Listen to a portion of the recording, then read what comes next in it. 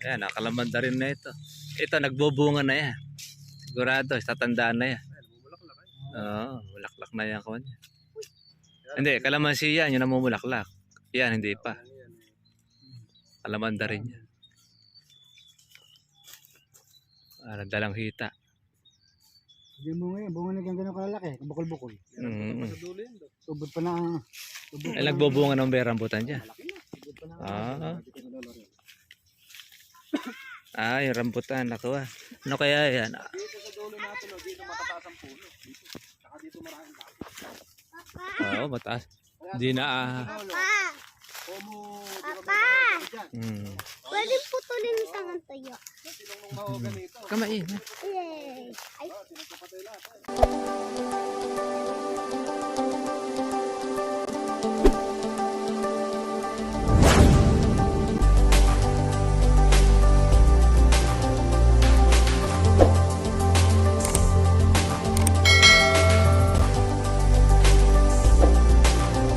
tignan natin Ayaw lupa. sa rabas ng puno. Dahil mo pa labas sa bulaklak. Eh. Siguro mga nasa 8 years siguro yan. Kasi baka meron 10 yan. May 10 taon na, no? Kaya nga po yun ang una namin papatay. Sabi pa lang. Ay, nakakakuha pa yun. Papa, magkano yung ano, kalamansi?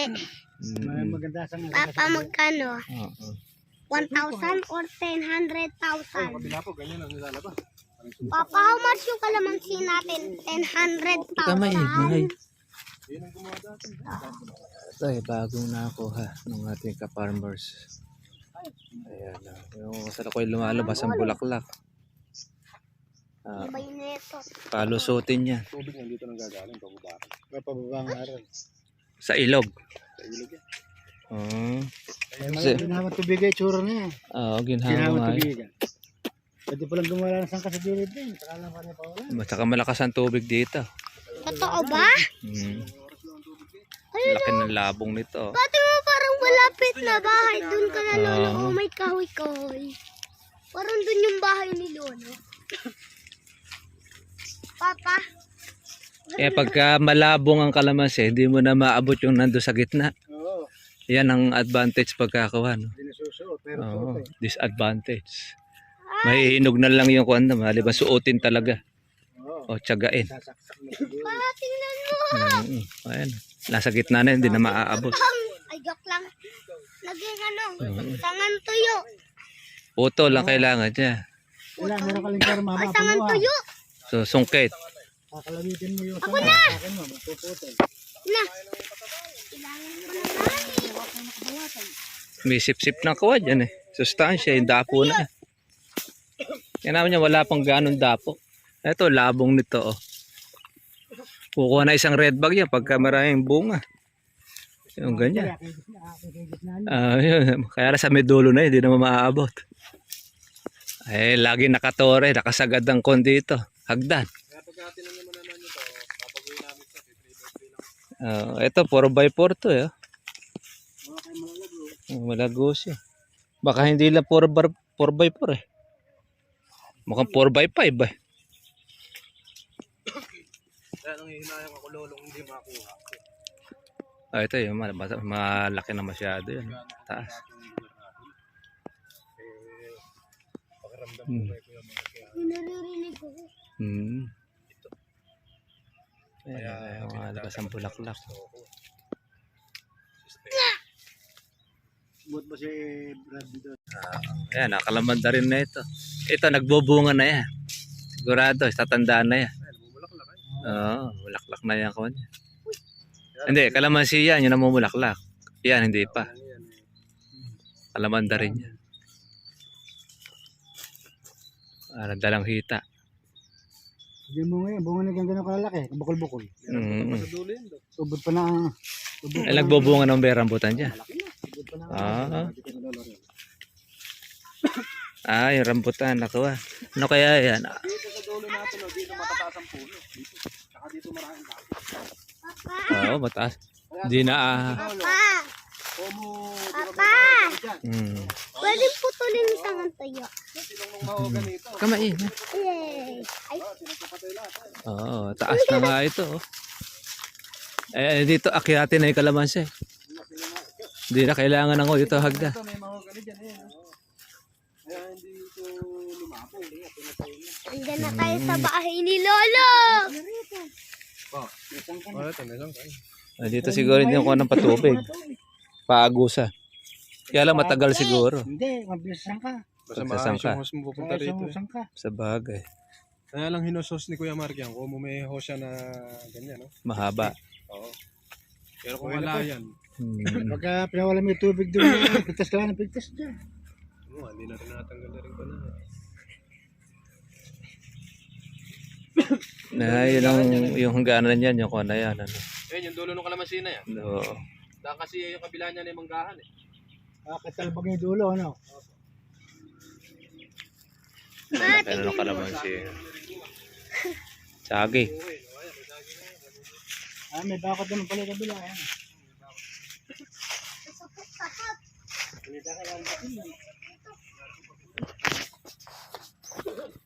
Natin mga farmers po yun. Sa may pakat. Bunira. Yung nakuha na ito. Matagal na gandang kalamansi. May tali. Yung pamungahin. Wala kang tali na yun. May siniguelas pa. Oh. Ito, patutuloy ni Brado nito. Siniguelas. Buhay pakikinabangan yan. Lumungo na ba yan? Munga na yan. Palagay ko malaki na yung puno. Ano kaya yan? Supsupe, tuklape.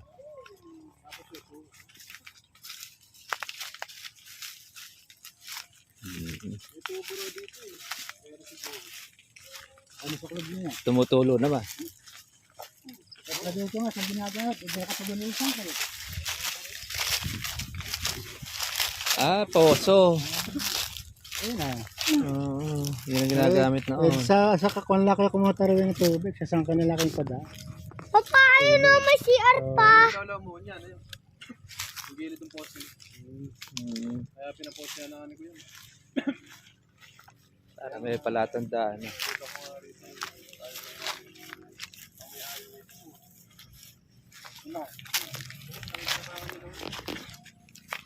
May CR pa, oh. Ito, pwede pa itong tanim. Kutin mo ko. Akaw. Ayan. Walang tubig. Lupa laki hanggang. Babaray. Lupa. Parang tubig sa poso.